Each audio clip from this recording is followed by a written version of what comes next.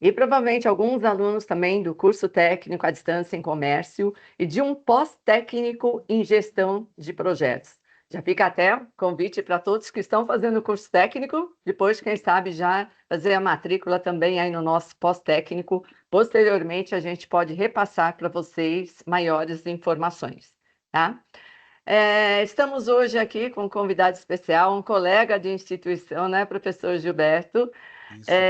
que vai trabalhar com vocês. Em primeiro lugar, quero agradecer a presença de todos os alunos que estão aqui, principalmente de todos os professores mediadores que apoiaram também para que a gente possa realizar esse evento, e principalmente a professora Zulange, que nos ajudou, né, nessa comunicação, nos apresentando aí o professor Gilberto, para que possa trazer essa excelente palestra para vocês durante essa noite, tá? Professor Gilberto, já vou apresentá-lo, né? Ele é mestre em gestão e tecnologia em sistemas produtivos, possui MBA em administração e logística, pós-graduado em didática e metodologia do ensino superior e graduado em administração de empresas e pedagogia. É uma honra, professor, ter você hoje com a gente, para poder compartilhar um pouco do seu conhecimento, não só com os alunos, mas com nós, conosco também, colegas de trabalho. Tá?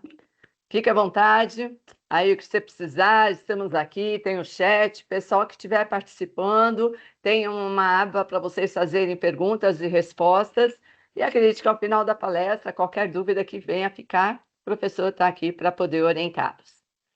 Tá? Ótimo, a honra é toda minha. Pensar que eu sou ex-aluno da ETEC, né? Fui aluno da Zulange. E agora estou aqui já no Centro Paula Souza há Precisava 20 falar anos. de Não precisava falar isso, né? É, já pertenço ao Centro Paula Souza há 20 anos como professor, né? E é uma honra estar aqui com vocês, poder compartilhar um pouco desse momento. Mais do que qualquer coisa, é compartilhar experiências da minha vida profissional e da minha vida acadêmica. Desde antes até de fazer o curso técnico em logística, eu já atuava nessa área, né? Então, para mim, foi a complementação, foi o suporte teórico de que eu precisava para poder desenvolver ainda melhor a minha atividade. Eu sempre falo o seguinte: muitas pessoas falam na prática, outros falam na teoria. Eu falo que a excelência se obtém quando você alia a prática à teoria. Aí você consegue chegar no patamar de excelência. Os dois, isoladamente, acabam não sendo completos. Hoje eu vou falar para vocês, vou iniciar o compartilhamento aqui. Vamos ver se vai dar certo. Só um segundinho, por favor.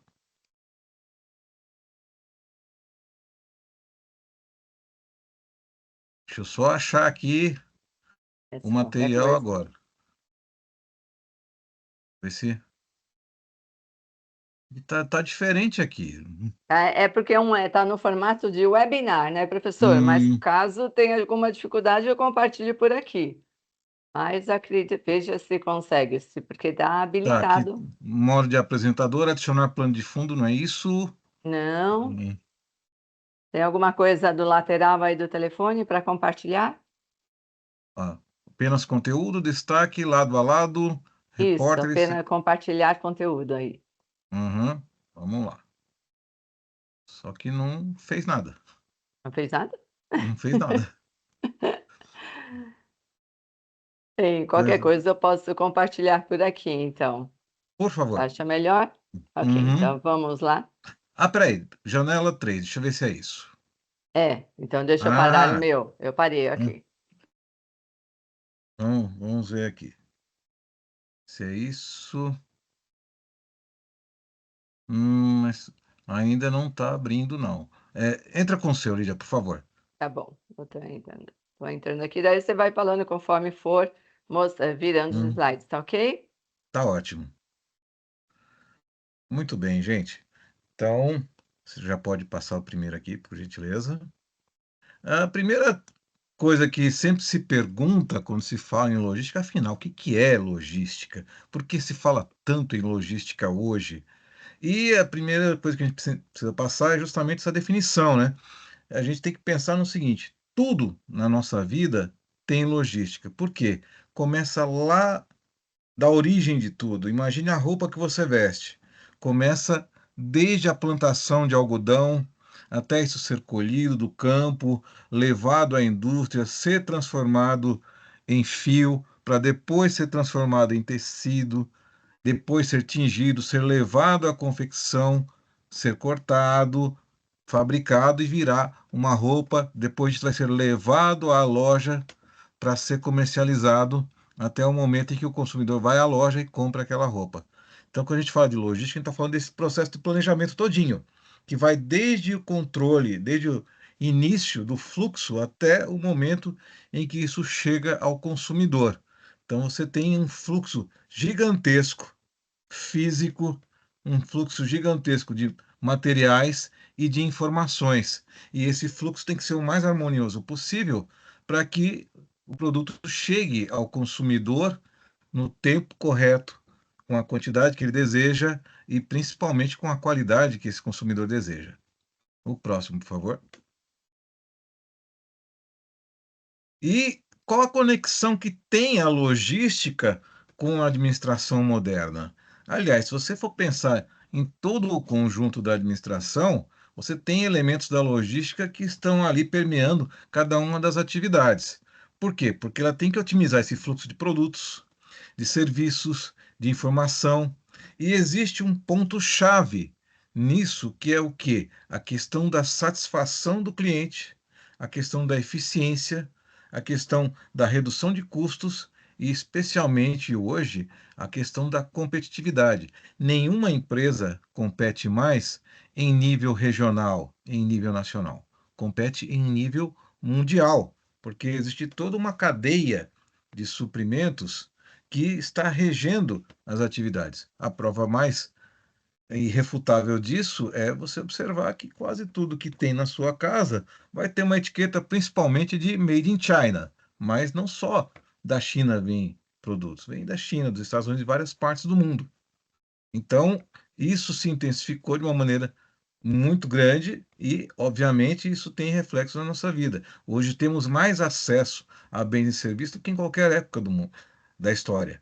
E isso faz com que a gente tenha que pensar como esses bens e serviços conseguem fluir de maneira tão precisa para que a gente consiga ter acesso a eles com muita facilidade e a preços baixos. Então, essa é a questão hoje, é atender demanda de mercado.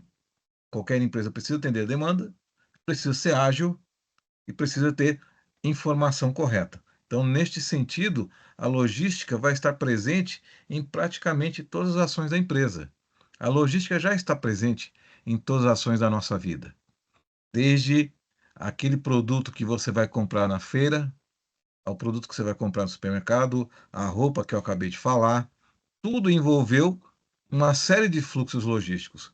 Tudo envolveu embalagem, tudo envolveu planejamento, tudo envolveu transporte, e aí é onde você começa a entender toda a diversidade que existe na logística. Não é tão somente o transporte de mercadorias, mas também o desenvolvimento de embalagens, também o desenvolvimento de rotas, também a programação da produção. Existe toda uma riqueza que está agregada a esse processo. E hoje também existe uma outra questão muito forte, muito presente, que é a economia circular, que depende de outro fluxo da logística, que é a logística reversa. Então, falamos da origem dos bens até o momento em que chega ao consumidor. Só que esse ciclo não acaba aí. Em muitos casos, esses bens precisam retornar para serem reincorporados ao ciclo produtivo. Exemplo, a Coca-Cola hoje tem a Coca-Cola retornável, tem alguns refrigerantes da linha deles que são retornáveis. Aquela garrafa, aquele vasilhame que você comprou, ele vai voltar para a fábrica, vai ser higienizado para receber novamente o produto e voltar a ser vendido. Então você está tendo aí um fluxo de logística reversa, que a gente chama de logística reversa de pós-venda. Quando você compra roupas numa loja de departamentos, a roupa já vem no cabide, com etiqueta de preço, bonitinha. Depois que você comprou, aqueles cabides vão voltar para o centro de distribuição para serem novamente colocar as peças nele para depois voltarem à loja. Então, outro exemplo de logística reversa de pós-venda. E aí também existe a logística reversa de pós-consumo, aqueles bens que não são mais possíveis de serem reaproveitados na venda, na comercialização, mas que podem ser reciclados. O exemplo clássico é o da latinha de alumínio das bebidas, ou então aquele bem precisa ser destinado a receber a destinação final correta. Não se pode jogar lixo eletrônico no lixo comum. Não se pode jogar lixo hospitalar no lixo comum. Tem que haver uma destinação correta para que isso não contamine o solo, não contamine lençóis freáticos e tudo mais. Então, hoje, além de todo o fluxo que a gente chama de logística direta, existe um outro contrafluxo que é a logística reversa, ou seja, os materiais que devem voltar ao centro produtivo ou que devem ir para o descarte adequado, de maneira também a garantir a sustentabilidade dos processos. Pode passar, Lídia, por favor. Agora, qual que é o cerne da logística em termos empresariais? É o que a gente chama de os 3 Cs. Companhia, estou me referindo à empresa, os concorrentes e os clientes. Então vejam o seguinte, eu não consigo fazer um apontador aqui, mas observem o primeiro ponto aqui, ó, a companhia, o primeiro C. A empresa, ela precisa ter um uso correto de seus ativos, ou seja, se tem capacidade produtiva para produzir 1.000 unidades de um produto, o ideal é que ela produza essas 1.000 unidades, consequentemente vai ter custos mais baixos, porque vai ter todo o aproveitamento de seu potencial. E também esses ativos precisam entrar na empresa, falando agora de matérias-primas, por exemplo, de uma maneira coordenada para que não haja excessos, e isso gere custos adicionais, e também não haja falta a ponto de interromper uma linha de produção. Então, a companhia em si já tem que pensar nessa questão do melhor aproveitamento dos seus ativos. E aí, olhando para o lado do concorrente, há de se pensar o seguinte: como é que eu consigo me diferenciar do meu concorrente? Essencialmente, oferecendo um produto que tenha alguma distinção ou, principalmente, tendo custos mais baixos que os meus concorrentes. E é aí onde está uma das razões de ser da logística: permitir que se obtenha custos mais baixos na produção.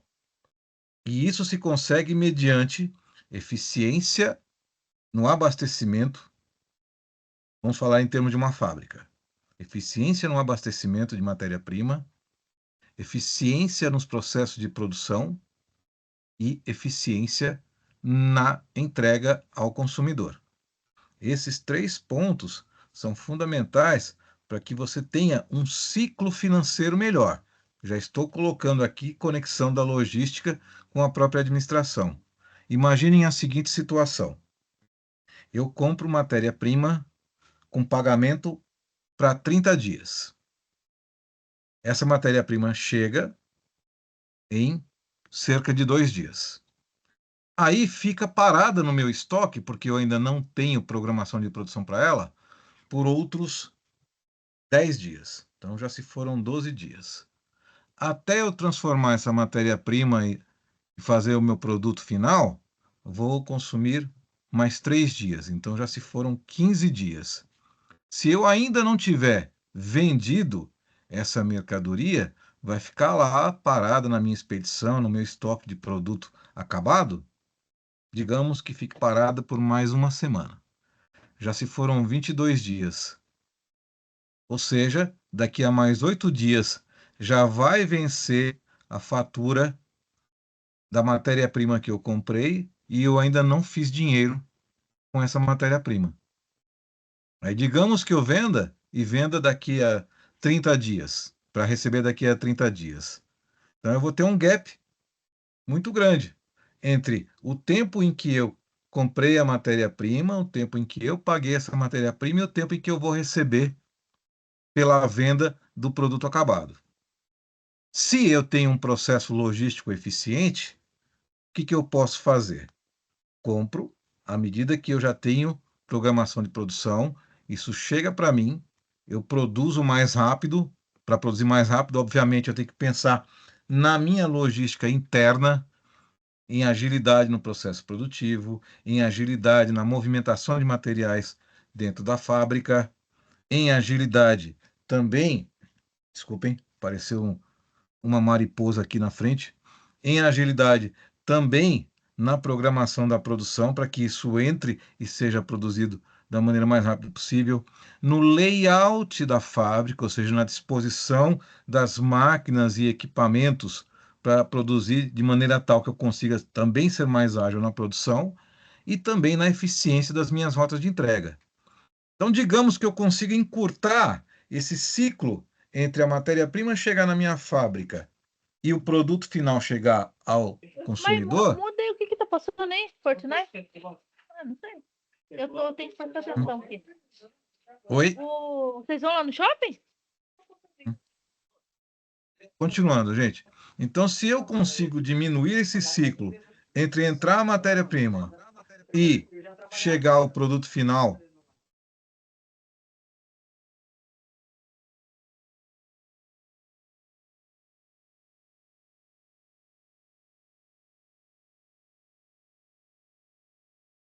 Professor, o seu microfone mutou.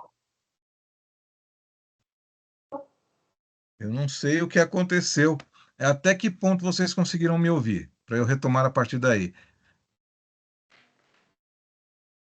Foi pouco, Gilberto, foi só uma parte quando a menina falou. Foi bem só o Foram poucos finalzinho, segundos aí, tá? 2, 3 segundos só de fala. Isso, nem isso. Então, não interfere na compreensão. Não, tá ótimo. Então, tá bom. Então, como eu falei para vocês, né, se eu consigo produzir de forma mais rápida e eficiente, consequentemente, o meu ciclo entre pagar a matéria-prima e receber pelo produto que eu produzi é mais curto e eu tenho mais eficiência em termos de fluxo de caixa. Então, consequentemente, eu vou ter uma um diferencial em termos de custo em relação ao meu concorrente. O exemplo clássico que eu sempre uso para falar disso é a Toyota. A Toyota conseguiu chegar no patamar de uma das maiores do mundo, durante muitos anos foi a maior montadora do mundo. Por quê? Porque eles conseguiram ter uma eficiência em termos de custos graças ao emprego de vários processos logísticos, inclusive o mais clássico de todos, né? O just in time, a produção em tempo justo, ou seja, o mais próxima possível do momento de fabricar e já entregar. E com isso, ela conseguiu ter custos muito mais baixos que seus concorrentes, oferecer preço competitivo. Desculpem-me, tem uma gata aqui no meu quarto, gata de 4 patas, e ela acabou de empurrar algo aqui e fez um barulhinho.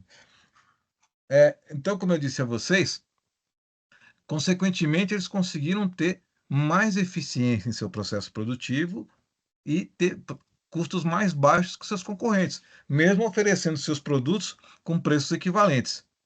Hoje, a grande maioria dos produtos está nivelado em termos de preço, em termos de qualidade. É raro você encontrar um produto industrial hoje que não tenha certificação ISO 9000. Mas, o que que vai diferenciar então? Se os produtos estão nivelados em termos de qualidade, se estão nivelados em termos de preço, o que vai diferenciar a minha companhia dos concorrentes é justamente a minha eficiência no processo produtivo. Eu consegui produzir com custos mais baixos. Aí vamos para o terceiro C, aqui, na parte de cima, clientes. O que é que o cliente busca? Ele busca benefícios a preços aceitáveis. Tanto eu quanto o meu concorrente, nós precisamos oferecer diferenciais de valor aos clientes. Quando a gente fala diferencial de valor, não é valor monetário, mas valor percepção de benefícios. Que é que o meu produto oferece que o produto do meu concorrente não.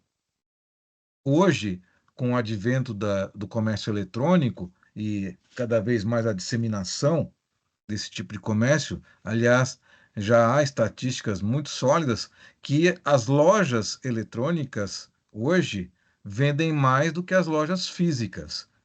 Eu tenho até esses números. Há uma inversão. Se você pegar as grandes redes de varejo, Magazine Luiza, Casas Bahia, que é a Via Varejo, né? Aliás, era a Via Varejo. Voltou a ser Casas Bahia somente, certo? Eles hoje vendem mais por internet, por celular, do que na própria loja física. Então, isso também fez com que o diferencial de velocidade na entrega passasse a ser mandatário. Em muitos casos, o cliente até opta por comprar um produto um pouquinho mais caro, desde que a entrega seja mais rápida. Aliás, hoje você consegue comprar e receber no mesmo dia, em alguns casos, ou programar o recebimento de acordo com a sua disponibilidade. Aí é onde se entra nesses diferenciais de valor que as empresas oferecem aos clientes. Então, muito mais do que oferecer um produto barato, mas oferecer um produto com uma resposta rápida em termos de tempo de compra e às vezes até em termos de demanda. Eu vou dar um outro exemplo. Se uma equipe de futebol contrata um jogador de renome, é, no dia seguinte, às vezes até mal anunciou ali, já vai ter a confecção que já vai vender a camiseta com o nome do jogador. Isso aconteceu quando o Neymar foi para o Paris Saint-Germain. No momento em que foi anunciada a contratação dele, já começou a ser oferecida a camisa do Paris Saint-Germain com o número 10 e o nome do Neymar escrito nas costas. Vendeu como água. Então, isso mostra o quê? Essa responsividade, essa resposta rápida da empresa. E é um item que o consumidor valoriza cada vez mais. Então, quando a gente pensa na administração moderna, a gente tem que pensar muito nessa questão de a empresa ter que oferecer vantagem competitiva para o cliente, ou seja, oferecer valor, percepção de benefícios para o cliente, e também ela ter vantagens de custo em relação aos concorrentes. Vou recorrer ao exemplo da Toyota novamente. O mercado de automóveis americano sempre foi muito restrito às empresas americanas. A Toyota levou alguns bons anos para conseguir penetrar nesse mercado, mas conseguiu e de forma sólida. Por quê? Porque oferecia um produto durável, robusto, econômico e, em muitos casos, até com a possibilidade de o consumidor configurar o veículo de acordo com a sua necessidade. Até algum tempo atrás, isso é uma coisa que não existia. Se você comprasse um carro e quisesse ter ar-condicionado, por exemplo, você teria que comprar um modelo top de linha. Hoje não, hoje você configura o carro com os acessórios que você quer. E foram diferenciais que a Toyota introduziu na década de 1980. E graças a esses diferenciais, conseguiu penetrar no mercado americano de maneira consistente. Até então, era muito difícil. Mas por quê? Porque os clientes conseguiram entender esse diferencial de valor do produto. Então, é essa a essência hoje para qualquer empresa: ter diferenciais de custo em relação aos concorrentes e oferecer diferenciais de valor aos seus clientes. Pode ir para o próximo, por favor. Outra questão também ligada à administração, e agora a gente vai começar a falar dessas conexões todas que existe entre logística e administração. É natural em qualquer empresa que haja uma série de conflitos de interesses.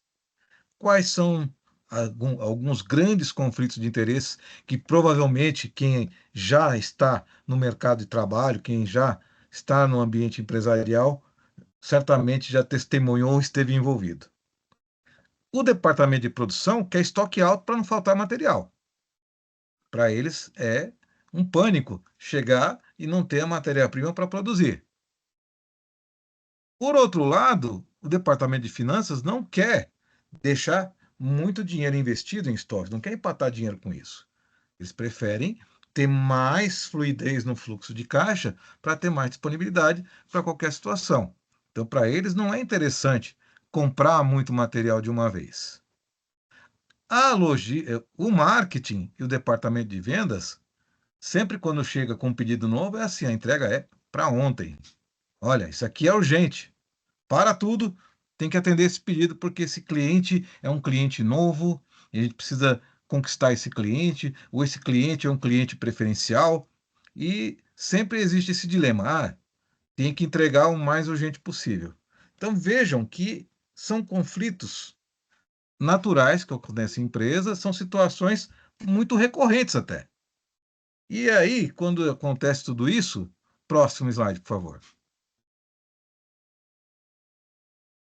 E quando tem esses conflitos? E agora? Quem poderá nos socorrer? Ó, será que é o Chapolin Colorado mesmo que vai poder socorrer? Ou vai necessitar de um profissional diferente? E aí entra esse conceito que está sendo muito difundido agora, que é o do profissional T-shape. O que é um profissional T-shape? Ele é um especialista em sua área, ou seja, ele tem vasto conhecimento vertical em sua área, e aí estão falando muito desse aspecto até da administração mesmo, né? Na administração você tem N segmentos: recursos humanos, administração da produção, administração de vendas, marketing, financeiro. Cada um desses segmentos necessita de um profissional que seja especialista nele. Mas também as empresas necessitam de um profissional que também tenha esse perfil generalista, conheça um pouco das outras áreas para entender essa zona de conflito e para poder mediar isso. E um dos grandes papéis da logística é justamente fazer essa mediação, porque um profissional de logística ele tem que conhecer bastante de logística, claro, mas ele tem que entender um pouquinho lá de finanças, tem que entender um pouquinho de recursos humanos, tem que entender um pouquinho de TI, um pouquinho de produção, um pouquinho de marketing, porque cada uma dessas áreas conversa. Até algum tempo atrás, não havia essa visão de que essas áreas teriam essa comunicação. A própria logística, até pouco tempo atrás, era muito fragmentada. Quando eu trabalhei com logística, quando eu comecei a trabalhar com logística, eu lembro nitidamente disso. Compras estava mais vinculado ao financeiro. Produção, almoxarifado, por exemplo, estava mais vinculado à produção. Expedição estava mais vinculado a vendas, sendo que eram tarefas sequenciais, mas não havia essa compreensão de que se tudo ficasse sob o mesmo chapéu, sob a mesma gestão, seria bem mais interessante. E daí por diante começou-se a compreender que toda empresa precisa conversar. Todos têm que ter uma visão holística, enxergar a empresa como um todo. Por isso que esse perfil do profissional T-shape é um perfil muito interessante e que todos vocês aí que fazem administração, comércio exterior, dos cursos que estão agora me assistindo aqui, precisam pensar. Eu, óbvio, tenho que ser um profissional extremamente qualificado na minha área de conhecimento, mas eu preciso entender as demandas que existem em outras áreas. E é aí onde entra esse elo que a logística acaba fazendo com as diversas áreas. O próximo, por favor. Voltando àquela minha abordagem, né? O profissional de logística ele precisa conhecer demandas, prazos, viabilidade operacional, custos, restrições, tudo que está envolvido no processo, desde a origem até a chegada ao consumidor. Então, essa é exemplificando a questão do conhecimento vertical, né? Isso se aplica a todas as áreas, tá? Eu estou falando da logística porque é a nossa abordagem agora. Mas em todas as áreas, você tem que ter esse conhecimento vertical muito profundo da sua área, mas precisa também saber a conexão que a sua área tem com as outras áreas. Quando a gente fala da logística como pilar estratégico da administração moderna, é justamente para dar essa visão de como a logística conversa com as outras áreas e, por conta dessa conversa, por conta dessa aproximação, é capaz de mediar conflitos e trazer soluções para as empresas. Então vamos enxergar um pouquinho cada uma dessas conexões. Próximo, por favor. A primeira interface que é importante notar é a interface com finanças. Então, você pensar em termos de redução de custos, certo? Você já está pensando basicamente em saúde financeira da empresa. E essa redução de custos se dá de que forma? Reduzindo custos de estoque. Estoque, até meados dos anos 80, era visto até como uma medida de prosperidade.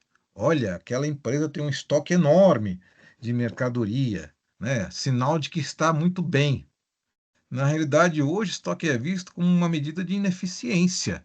Se você tem muito estoque, consequentemente, você precisa de mais espaço físico, ou seja, vai gastar mais com aluguel, precisa de mais equipamentos para armazenar as mercadorias, precisa de mais pessoas para movimentar essas mercadorias, porque além do armazenamento, tem a movimentação dessas mercadorias, certo? Tem mais riscos de haver deterioração, avaria dessas mercadorias, tem mais risco de haver roubo dessas mercadorias, dependendo do tipo de mercadoria que é, certo? E hoje, com a modernidade, a gente tem um fenômeno novo, que é o ciclo de vida cada vez mais curto das mercadorias. Se você imaginar um automóvel, ele fica obsoleto a cada 2, 3 anos. Tem mudanças profundas no automóvel. Não é como algum tempo atrás que mudava um farol, mudava um para-choque e olha, é o novo Gol, é o novo Opala. Hoje não. Quando muda, muda completamente a carroceria, muda tudo. Então, a cada 2, 3 anos hoje, você passa por uma transformação muito grande do veículo. Se você pensar em eletrodomésticos, os eletrodomésticos hoje têm uma durabilidade muito menor, ou seja, ciclo de vida curto, e também vão sofrendo atualizações. Se você pensar então em eletrônicos, computadores, celulares, quando se lança o iPhone 16, o iPhone 17 já está na prancheta sendo projetado. Ou seja, o ciclo de vida dos produtos é mais curto. Se você forma um estoque muito grande de determinado produto, corre o sério risco de esse estoque ficar obsoleto. E é um custo que muita gente não enxerga, mas hoje é bastante presente o custo da obsolescência, de você manter algo em estoque que daqui a pouco talvez não que não sirva mais, mas que não seja mais aquilo que o consumidor deseja, porque já houve uma atualização do eletrodoméstico, do automóvel, do equipamento eletrônico. E por conta disso, o que antes era moderno já virou obsoleto, consequentemente, corre o risco de ficar encalhado na prateleira. Então, percebam, Gilberto, essa sim, mudança a gente percebe até em casas, né?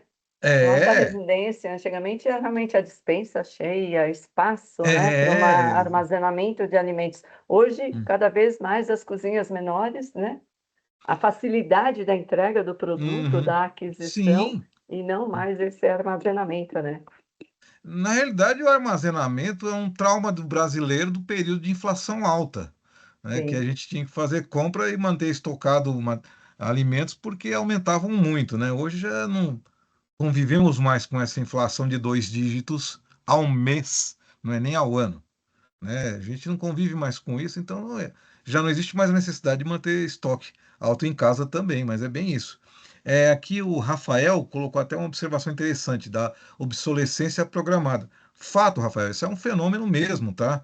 Que, e o pior é que é uma coisa que foi convencionada entre fabricantes. Não, vamos fazer um produto que não é para durar mesmo, não. É para acabar logo tal e as pessoas comprarem mais. A lâmpada incandescente, aquele filete é fininho para estourar logo, para ter uma vida útil logo. Recentemente eu passei por uma questão dessas. Eu tinha uma impressora de dessas impressoras de tinta, né, de tanque de tinta, e eu uso bastante. Minha esposa também é professora, usa bastante. E a impressora em perfeitas condições tal e começou a falhar. Aí levei ao técnico, o técnico falou para mim, olha, é que essa impressora ela é programada para X quantidade de impressões. E você já atingiu essa quantidade de impressões, então ela começa a falhar. Ou seja, deliberadamente ela falha.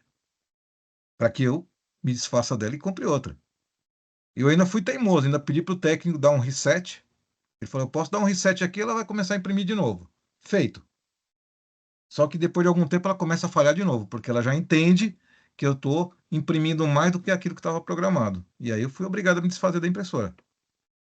Então percebam que é muito disso mesmo que ele falou, da obsolescência programada. Então, realmente, tem mais esse custo oculto aí que muita gente não fala, né? Estoque alto pode ficar obsoleto em pouco tempo.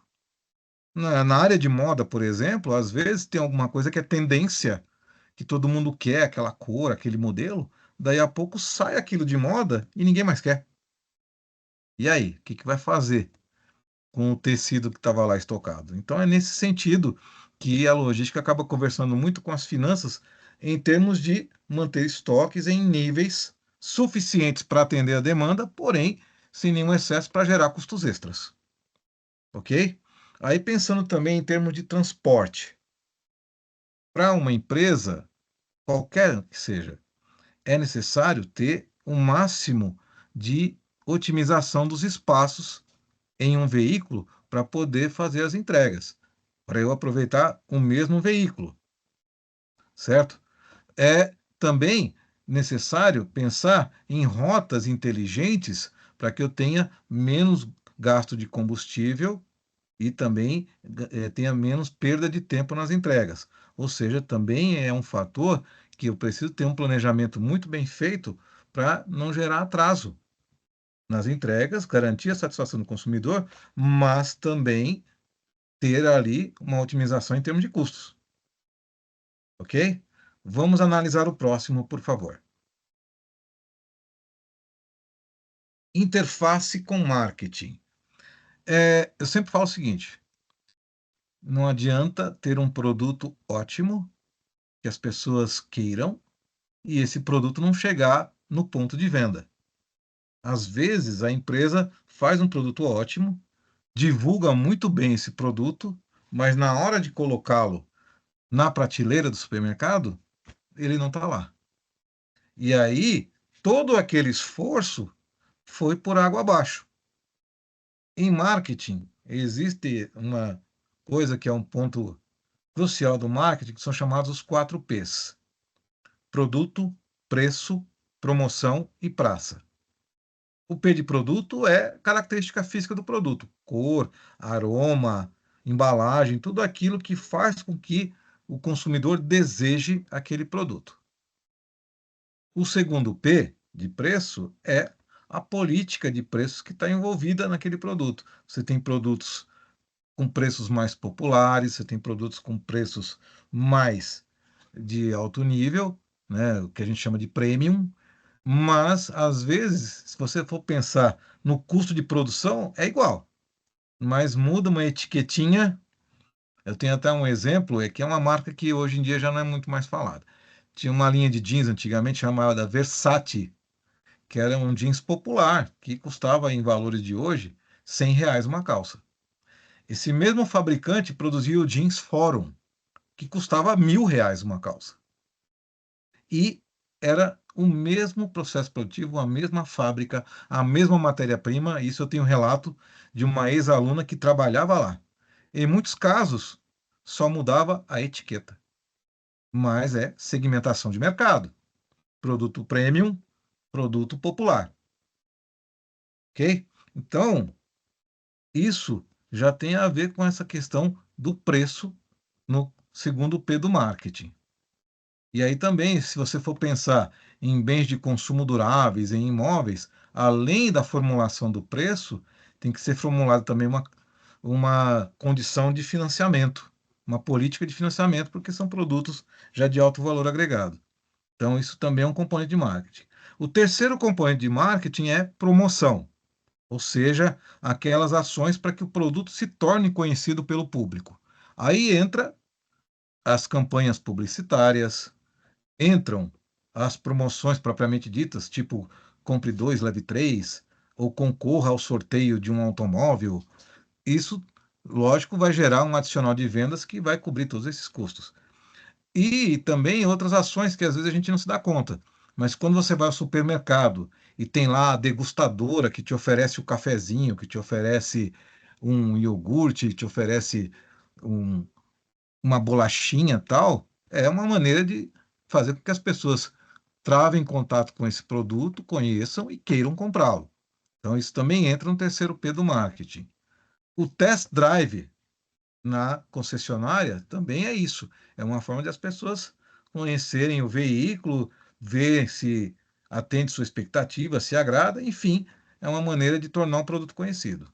Agora, qual é a grande liga do marketing com a logística? É o quarto P, que chama praça. A praça é o quê? É como são colocados os produtos para o consumidor. Então, você tem empresas que têm uma atuação em nível regional, que são fortes em uma determinada região, porque definiu isso como estratégia dessa região. Exemplo clássico, Dolly. Dolly, na Grande São Paulo, vende mais do que Coca-Cola. Por quê? Porque eles estão com uma rede de distribuição muito forte na Grande São Paulo, tem preços baixos e tal, então vende bastante. Só que saiu desse eixo, já não vende tanto, e se saiu do estado de São Paulo, ninguém nem conhece. Se você pensar, por exemplo, em alguns outros produtos, você encontra em nível nacional. Vai lá dentro do segmento de refrigerantes, Guaraná Antártica. Esse você encontra no país inteiro. É uma outra abordagem, mas aí já com uma amplitude maior. E se você pensar em alguns produtos, eles têm já um alcance mundial. Dentro do segmento, vamos falar de Coca-Cola, que em qualquer parte do mundo você encontra, certo? Então, isso é pensar nesse aspecto praça. Como é que eu vou criar uma rede de distribuição que seja capaz de atender um mercado, seja ele regional, seja ele nacional, seja ele mundial? E para isso eu vou ter que criar N pontos de apoio, vou ter que criar toda uma estrutura de distribuição. Ou seja, o marketing depende muito da logística para ter o produto disponível para o consumidor no momento em que o consumidor precisa. Embora não seja muito politicamente correto falar disso, mas cigarro é um segmento que tem que ter uma logística muito eficiente. A Souza Cruz, que é a líder nacional em cigarros, tem uma filosofia. O cigarro que não foi vendido hoje não vai ser vendido amanhã, porque o consumidor de cigarro, ele vai comprar no ponto de venda. Se ele não acha ali, ele não vai adiar a compra dele. Ele não vai deixar para comprar amanhã. Ele tem um vício. Ele vai sair dali e vai comprar em outro lugar. Então, o cigarro ele precisa estar presente no ponto de venda sempre, não pode faltar, em hipótese alguma. Então, só exemplificando a força que tem esse quarto P do marketing, que é praça, e como a logística está muito presente nisso. E aí eu vou dar até um exemplo aqui para vocês também, de um caso que aconteceu em 2013, para vocês perceberem, quando o marketing não conversa com a logística, quais as consequências que isso pode trazer. Em 2013, houve uma campanha que chamava Pode Ser Pepsi em Dobro. Anúncio em rede nacional com Rodrigo Faro, dizendo que naquele final de semana, isso foi em setembro de 2013, em um determinado final de semana, quem comprasse uma Pepsi levava outra igual de graça. Comprasse uma lata, levava 2 latas. Comprasse uma garrafa de 2 litros, levava 2 garrafas. Legal, ótima promoção, muito bem estruturada em termos de divulgação. Só que o que aconteceu? Na sexta-feira à noite já tinha esgotado toda a Pepsi. Como assim? Funcionários dos supermercados já levaram um monte. Não é que tinha esgotado toda, mas grande parte. No sábado, primeiro dia da campanha, antes do meio-dia já tinha esgotado tudo. Qual foi a grande falha aí? Fizeram uma divulgação linda, mas não fizeram uma programação de produção nem de entrega suficiente para atender aquele acréscimo de demanda. E aí o que aconteceu? além de ter sido um fiasco, teve consequências desastrosas para a Pepsi na ocasião. Muitos clientes acionaram o saque protestando porque foram comprar e não conseguiram. E a Pepsi, para compensá-los, enviou um pack com 12 latas de Pepsi. No total, foram 5 mil clientes que receberam um pack com 12 latas de Pepsi, ou seja, 60 mil latas de Pepsi, só para, de uma certa forma, acalmar as reclamações. Na rede Pão de Açúcar, essa mesma Pepsi que não tinha, eles fizeram o impensável. A gente não fala pode ser Pepsi? A própria campanha não é assim, pode ser Pepsi? Eles começaram a dizer pode ser Coca-Cola? Porque eles seguiram o código do consumidor ao pé da letra. Se você oferece um produto e não tem ele disponível, você é obrigado a entregar o produto equivalente. O equivalente da Pepsi é a Coca-Cola. E eles fizeram isso. E mandaram a conta para a Pepsi, obviamente. Certo?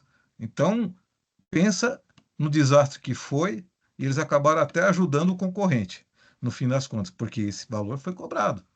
A rede Pão de Açúcar cobrou todo esse valor da Pepsi.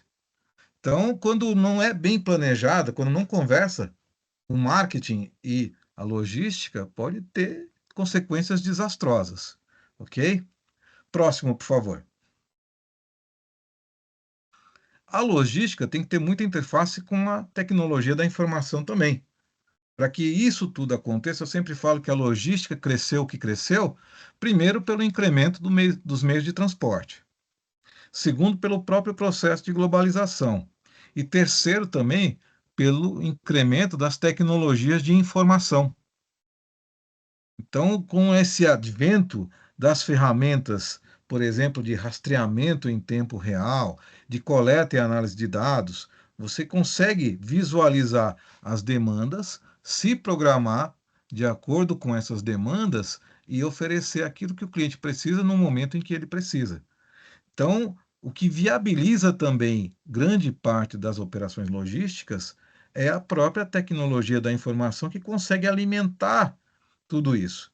Hoje a gente tem entregas que acontecem no mesmo dia. Isso seria impensável se fosse no tempo do telefone, né? Mas como você consegue, de um certo modo, já criar toda uma roteirização com base no comportamento de vendas, você consegue também já estabelecer rotas prévias, otimizar veículos e conseguir fazer entrega de maneira muito ágil. Então, tudo isso acontece graças a esse suporte que a tecnologia da informação dá. Mas é óbvio que também, para se desenvolver sistemas, tem que haver todo um lastro de informação. E a logística também fornece esse tipo de informação, especialmente em termos de histórico de vendas, em termos de restrição de horários, em termos de restrição de rotas. Então, tudo isso é importante para que se possa fazer uma gestão adequada da informação. Porque além do fluxo físico de produtos, o fluxo de informação é fundamental para que todos os processos consigam acontecer de forma satisfatória. Próximo, por favor. E é óbvio também, né, que a logística tem que conversar com a área de recursos humanos, no sentido de definir as competências técnicas, as habilidades pessoais, as habilidades comportamentais, porque existe uma coisa muito presente também na logística, que é a pressão. A gente trabalha com prazos. A gente tem que cumprir prazos, tem que cumprir metas. Vou entrar em outro segmento, mas só para vocês terem uma ideia. FedEx, que todo mundo já deve ter ouvido falar, a Federal Express de encomendas expressas, o tempo de carregamento dos aviões é cronometrado. O horário que eles têm que passar por determinadas rotas é cronometrado. Isso, quem está nas grandes cidades já está habituado a ver. Determinada via, se você passa até 7 horas da manhã, você não enfrenta muito trânsito. Depois daquele horário, fica tudo congestionado. Então, assim, em logística existe muita pressão, muita cobrança por horários, muita cobrança por eficiência, muita cobrança por bom aproveitamento de espaços e tudo mais. Então, é, é necessário recrutar pessoas com esse perfil, treinar pessoas com esse perfil. Não é só esse o perfil que se usa em logística, tá, gente? Mas é uma coisa que é muito utilizada e que as empresas também necessitam de profissionais com esse grau de engajamento, certo? E agora, mais uma conexão, que é a conexão com a produção. Por favor. A interface que a logística tem com a produção é justamente na garantia do fornecimento de matérias-primas e insumos para a produção. Aquele primeiro conflito de que eu falei lá, certo? Para quem está ali na gestão da produção, se falta matéria-prima, se falta algum insumo, embalagem também, que é algo muito crítico, isso pode interromper toda uma programação de demanda. Isso pode fazer com que você encavale pedidos, né? Alguns pedidos estão ali parados, aí chegam novos pedidos e um começa a travar o outro, a criar gargalos. Então, é imprescindível que haja esse entrosamento da logística com a produção, certo? E, por conta disso, a logística também tem um papel fundamental desde planejar como é que vão ser dispostas as máquinas e os equipamentos para se ganhar eficiência. Vamos aí para um grande marco da administração, que é o Fordismo. O que foi que fez o Fordismo se transformar num sinônimo de eficiência? Até então, o automóvel era produzido com os operários se deslocando até o automóvel para fazê-lo. Quando Henry Ford introduziu a linha de produção, ele inverteu essa lógica, era o automóvel que se deslocava até o funcionário. E o tempo de produção caiu de 6 horas no primeiro momento para 1 hora e meia, quando a linha de produção estava no seu auge. Hoje, o tempo de produção de um automóvel é tempo combinado, tá, gente? Não é que saia do zero e vire um carro. É de, em média, 65 segundos. Lógico que a gente está falando aí de centenas de automóveis sendo produzidos paralelamente, certo? E aí no cômputo final vai dar isso. Mas só para vocês entenderem como esse gerenciamento do fluxo de produtos, como mudar o layout de uma fábrica, dispor máquinas e equipamentos da maneira mais lógica, racional e eficiente, vai fazer com que se tenha ganhos de produtividade, consequentemente, custos mais baixos que podem ser repassados aos preços e conquistar mais mercados. Então, a logística tem, além dessa questão que eu falei aí de layout, também a própria programação da produção, enxergar os gargalos, as dificuldades que existem no processo produtivo, atuar em cima dessas dificuldades para dinamizar esse processo produtivo, fornecer matéria-prima e insumos e, no final do processo também, fornecer embalagem, embalar adequadamente, dispor de uma maneira que fique mais fácil para que haja, por exemplo, o carregamento do veículo e ele consiga sair para a entrega de maneira mais rápida também. Então, também todo o processo produtivo vai ser permeado por essa estratégia logística envolvida nele. Por favor.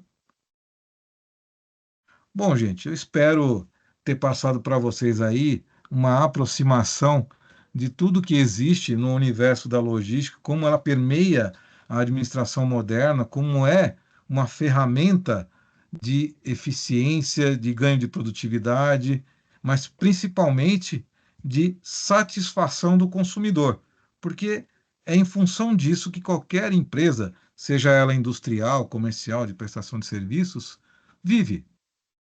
É o consumidor que determina o que deve ser feito, como deve ser feito. E à medida que eu tenho uma logística eficiente, eu consigo atender melhor a essas expectativas do consumidor.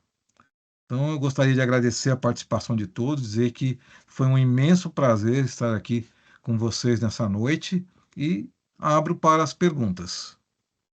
Imagina, nós é que agradecemos, professor Gilberto, parabéns. Nossa, foi excelente. O senhor navegou assim, acho que deu uma visão ampla para todos os colegas, para todos os alunos.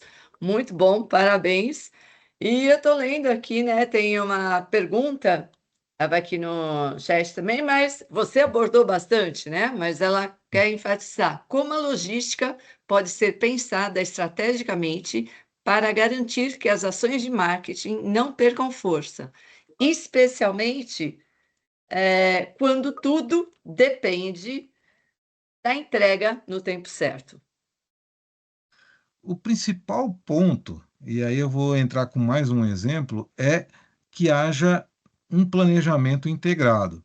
Em algumas empresas hoje, existe o que eles chamam de grupo de pedidos. Eu vou dar um exemplo de uma empresa no setor químico, aqui na região em que eu estou, na região do ABC. O que acontece? Em vez de ter lá o pessoal do marketing, de vendas, o pessoal da programação da produção, o pessoal do financeiro, eles têm o grupo de pedidos que cada um vai atuar dentro do seu segmento. Então, em vez de ser aquela coisa sequencial, é uma ação em bloco. Entrou o pedido ali, vendas imediatamente já passa isso para a programação da produção que está do lado. A programação da produção já começou a pôr isso para rodar, já inicia o processo de faturamento, de análise de crédito do cliente e tudo mais, para que, à medida que o produto já esteja sendo embalado, já esteja aprovada a venda também. E feito isso, já inicia-se o processo de programação dos veículos para fazer a coleta do produto e fazer a entrega. E eles conseguiram reduzir o lead time, ou seja, o tempo entre a colocação do pedido e a entrega ao consumidor, de 4 para 1 dia. Por quê? Em vez de ser aquela coisa de cada um fez, fiz a minha parte, agora o outro que entre em ação, não. Eles estão ali o tempo todo, juntos, vendo o fluxo dos acontecimentos e já agindo de maneira proativa. Então, eu sempre falo que a melhor maneira, seja de marketing ou de qualquer outro departamento, de ter essa eficiência é conversar bastante, agir de forma integrada, pensar no todo. Perfeito. Eu acho que isso até emenda, né? Você falou bastante do profissional T-shape, né? Uhum. E qual seria, até como você falou, navegar, tem todas essas interfaces para serem trabalhadas, né? Um perfil do profissional de logística. Quais as características hoje necessárias? Olha, uma das coisas fundamentais é ter habilidade interpessoal, porque, como vocês puderam ver, ele está no centro de uma série de conflitos de interesses e, de um certo modo, ele vai mediar isso. Então, essa questão da habilidade interpessoal é muito importante. Óbvio que isso não desqualifica ninguém que não tenha, de repente, tamanha comunicação. Mas esse é um dos pontos, certo? O outro grande ponto é realmente proatividade. É uma coisa muito dinâmica. O trabalho em logística é um trabalho muito dinâmico, em que você tem que estar o tempo todo atento e informado. E para isso é necessário que você seja assim muito proativo em tudo que faz. Não pode ter medo de pôr a mão na massa. Eu até brinco bastante com isso, né? Se você vai trabalhar em logística e acha que vai ficar sentado lindamente em uma mesa atrás do computador só dando ordens, não é bem assim, não. Né? Vai ficar meio desapontado quando perceber que às vezes tem que ir para o chão de fábrica, ajudar a contar estoque, ajudar a carregar caminhão. Isso faz parte, né? Óbvio que num dado momento da carreira você já não vai mais ter tamanho envolvimento, mas no início da carreira é muito isso. Então é necessário essa proatividade, é necessário essa facilidade ali em termos de relacionamento interpessoal. Uma coisa que eu sempre acho importante falar, é importante você investir no inglês, porque a grande parte dos termos que se usam em logística vem do inglês. A logística é essencialmente uma estratégia militar que depois foi adotada pelas empresas. E aí, muito da nomenclatura que você usa em inglês, usa em logística, é basicamente em inglês. Então, e quando você pensa também em logística, você tem que pensar que vai interagir com agentes de qualquer parte do mundo. Hoje as empresas compram e vendem em qualquer parte do mundo. Então, o investimento também no idioma é interessante, o investimento em sistemas, em conhecer sistemas é interessante. E eu sempre falo que conhecimento nunca é demais. Eu, para os meus alunos, até passo, e se vocês quiserem também eu posso passar, um link de uma entidade que oferece vários cursos voltados tanto à logística quanto à administração, de forma gratuita, online, e que valem muito a pena, com certificado, certo? Depois eu já mando aí para vocês, que é o cnt.org. Depois não, deixa eu colocar logo aqui, né? Perfeito, que o cnt.org, pessoal vai estar curioso, com certeza. né? É, CNT é de Confederação Nacional do Transporte. Então, é a entidade de classe da área de transporte, né? Você entrando lá, aí tem uma aba, vou até colocar esse detalhe, SEST Senat. SEST Senat. E nessa aba vai ter a parte lá de cursos e tem muitos cursos, muito interessantes, vale muito a pena. Então, é uma forma também de você se qualificar e de criar diferenciais. Quanto mais você tiver ali cursos, quanto mais você tiver treinamento, inclusive na área operacional, tá? Eu nunca mexi com empilhadeira na minha carreira, mas eu tenho curso de operador de empilhadeira. Numa emergência, ajuda. Eu pleiteei uma vaga de supervisor de armazém e consegui a vaga porque eu tinha o curso de operador de empilhadeira. Ah, mas você não opera? Não opero, mas eu sei as técnicas. Eu sei os procedimentos, o que envolve em termos de segurança, o que envolve em termos de isolamento de área, o que envolve em termos de parte operacional propriamente dita. Então, isso ajuda, certo? Eu fiz curso de operador de ponte rolante, nunca operei ponte rolante na vida, mas para ter esse conhecimento. Então, nenhum conhecimento é desperdiçado. Tudo pode ajudar, tudo agrega. Perfeito, muito bom. Tinha a Nildemara, tinha levantado a mão, quer falar alguma coisa? Não? Alguém tem tem alguma pergunta, quer questionar alguma coisa? Fazer aqui no chat. Boa Professor, noite, boa noite. professor. Tudo bem? Boa noite. Vamos lá, primeiro a Nildemara, Lucas. Ladies first. Primeira. É, já tinha falado. É, sim. Eu trabalhei na Yazaki, que fazia chicote para Honda e a Toyota. Como você disse, é pauleira a área da produção logística e cheguei a ficar em inventário tipo 24 horas, 48 horas. Você começou a falar, começou a passar um filme na minha cabeça de tudo que eu vivi os 11 anos dentro de uma linha de produção. Inventário é Mas tão eu divertido, né? amava. Hã? É tão divertido inventário, né? Muito divertido, muito, muito gostoso. Começou a passar um filme na minha cabeça. Mas Obrigado é por assim todo o mesmo. seu conhecimento, Imagina. viu? Hum. Uma excelente palestra foi. E tudo um pouquinho que a gente vai aprendendo, né? A gente tem que levar para a vida, né? Sim, sem dúvida. Eu acho que assim, o principal componente que a gente precisa desenvolver hoje é justamente essa questão de atitude, o componente atitudinal. E isso é muito da maturidade, é muito da experiência que você vai desenvolvendo e você Sim, vai fazendo com que isso acabe sendo um agente transformador até na sua atuação profissional. sim. Com O certeza. Antes Rafael, do Rafael, tem o Lucas aqui, que ele começou a falar. pois não. Quer falar, Lucas? Oi, boa noite, professor. Professor, o senhor tinha comentado aqui sobre grupos de pedidos. Eu não entendi direito. Só pode retornar para mim, por gentileza? Imagina o seguinte: imagina que na sua empresa tem lá o departamento de vendas, tem a programação da produção e tem o faturamento, certo?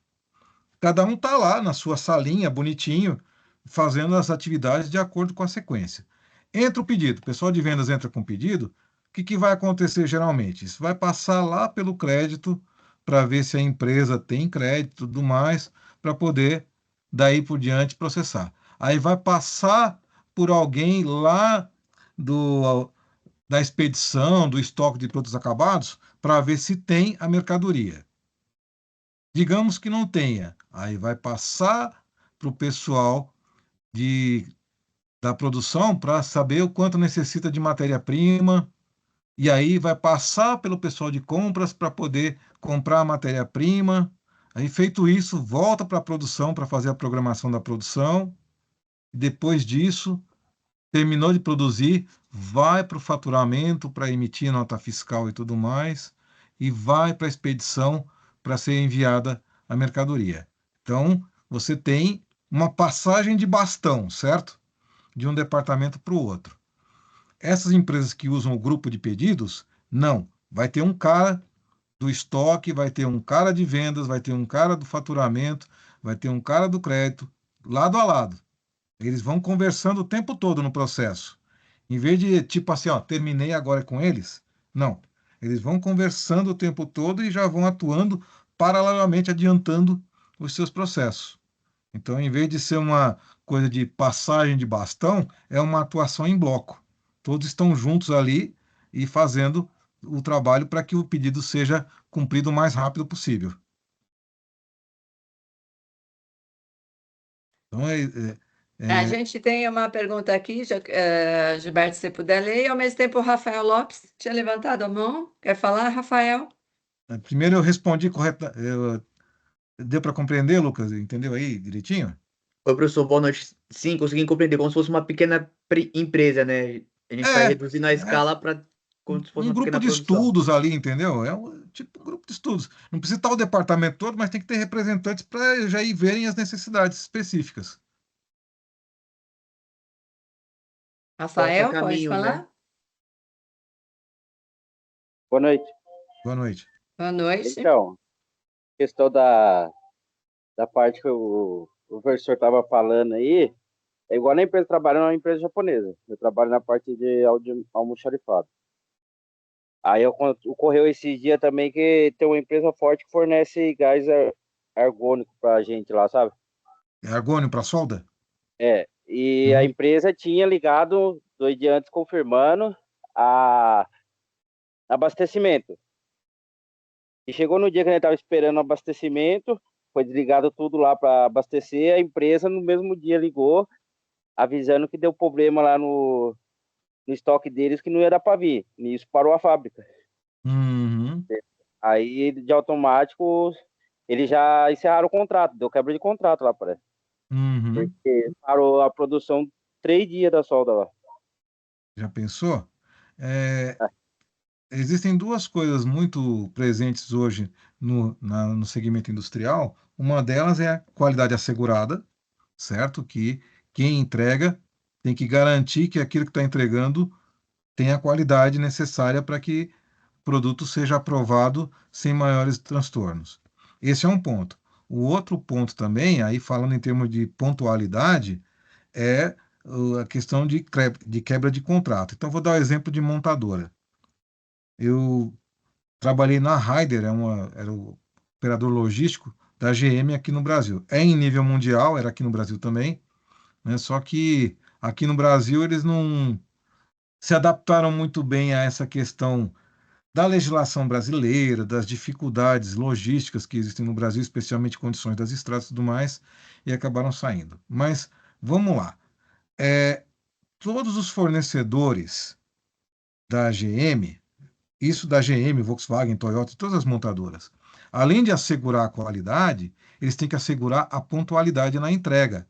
Quando se faz, por exemplo, coleta programada, tal, já tem o dia e o horário em que ele deve disponibilizar o produto para retirada. Se por acaso ele atrasar, ele já vai sofrer uma sanção. Mas vamos a uma situação extrema. Ele não entrega a mercadoria, a matéria-prima e há uma paralisação de linha. No caso da GM, a multa é de US$ 500 por minuto de linha paralisada. Ou seja, o cara tem que pensar 2, 3, 1000 vezes antes de deixar faltar alguma coisa na linha de produção. E você fala, nossa, mas que multa absurda é essa? US$ 500 por minuto. Lembrem que eu falei que, em média, sai um carro por minuto nas montadoras. Então, minutos de linha parada numa montadora significa vários carros que não saíram. Então, US$ 500 é até pouco, se você for pensar sob esse ângulo, certo? Então, o fornecedor, ele, de modo algum, ele pode falhar na entrega sob pena de receber essa multa. E, além da multa, lógico, vai ter o tal do demérito, né? Tipo uma desqualificação dele. Se ele sofrer 2 deméritos seguidos, ele vai ser descredenciado. É óbvio que ninguém quer que isso aconteça, né? Mas existe uma política muito rígida em relação a essa questão, né? Eu acho que, no caso da sua empresa, não estou dizendo que faltou isso, né? mas de repente era algo que devia ser conversado, ser estabelecido uma penalidade, uma multa por atraso na entrega ou falta da entrega, né? Porque argônio é vital na solda. Sem ele, como é que você vai soldar?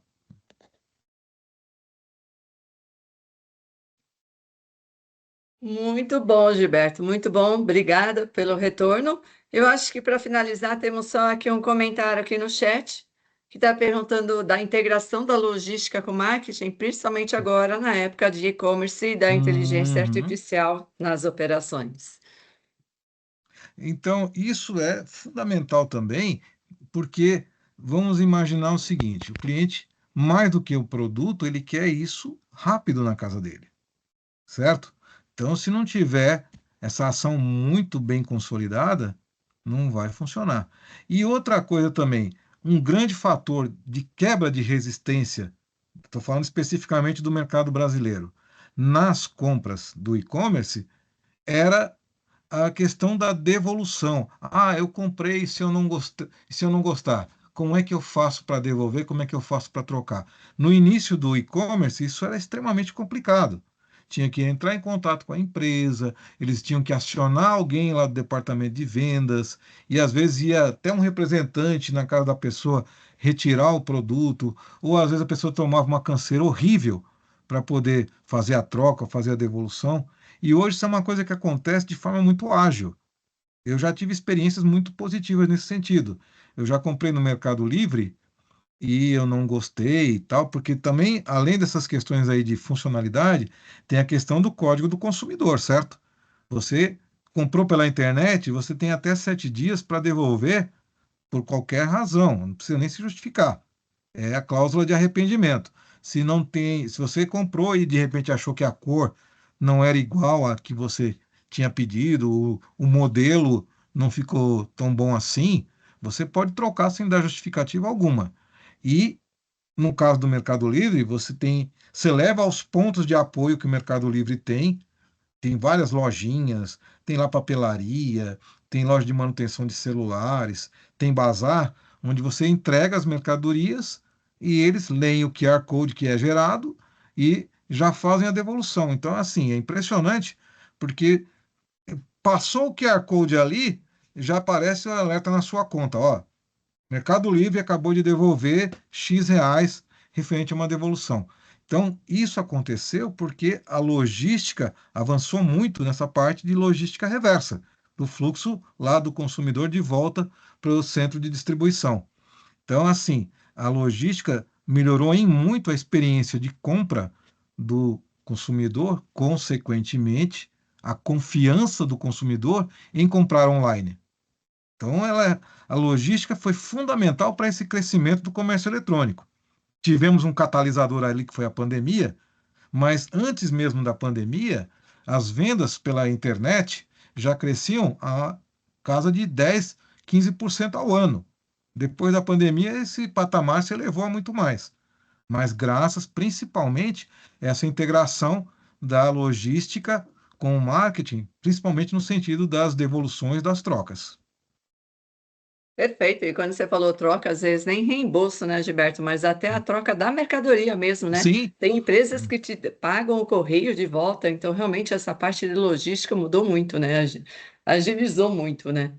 eu vou usar até de novo o exemplo do Mercado Livre. Eu já tive uma situação também de troca. E aí, como é que foi? Foi notificado, Mercado Livre, eles falaram: ó, vamos fazer a troca. A gente manda a notificação para você. Então, eles mandam o produto que vai ser trocado para o ponto de apoio, você leva o seu para trocar, entrega ele e já pega o produto correto. Isso é fantástico, né? Isso é uma coisa que dá uma confiança para o consumidor e dá um grau de satisfação muito grande. E só é Exatamente. possível porque tem uma logística muitíssimo bem trabalhada. É, perfeito. Gente, Gilberto, já estamos aí agora, né? 45, a gente tinha programado mais ou menos, estamos dentro do nosso horário. Muito obrigada pela sua Eu que agradeço. participação, foi excelente. Com certeza, todo mundo pedindo aqui para a gente fazer a gravação. Está sendo gravado, sim, já já vou terminar e vou disponibilizar a todos, tá? Tá bom? Agradeço novamente a toda a equipe de professores, que eu já vi que tem vários professores aqui com a gente, a Grandes todos os parceiros meus alunos, aí, né? Fernando, A Zulange. Zulange.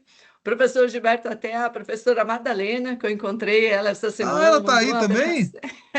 Ela não está aqui, mas ela te mandou um abraço, que eu falei que eu Obrigado. teria uma palestra com você. Ela falou, ele é excelente. Muito obrigada pelo seu conhecimento, né? E a Solange que intercedeu, que fez todo esse fluxo aqui de comunicação com a gente. E estamos abertos quando quiser alguma coisa. E agradecemos demais esse tempo que você passou com a gente, transmitindo, né? Compartilhando todo esse conhecimento. Tá? Eu que agradeço, em meu nome, Obrigada. em nome da ETEC Lauro Gomes, em nome do Centro Paula Souza, e me coloco à disposição para qualquer coisa que vocês Também. precisarem aí, tá bom? Tá ótimo. Boa noite a todos, gente.